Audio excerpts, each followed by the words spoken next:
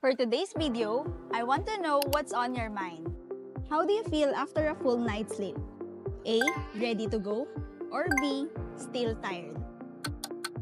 B ba ang sagot mo? Your mind may not be resting properly. This is a sign of mental fatigue. How often do you forget small things? A. Once in a while lang? B. All the time. I even forgot why I opened this app. Kung ang sagot mo ay B, that's a mental health red flag. Baka mamaya, maging burnout na yan. Take care of your mind by avoiding emotional exhaustion. Try out some supplements that help manage mental fatigue. And check on yourself regularly by asking yourself on questions just like this. For more mental health tips, ask your Watson's pharmacist.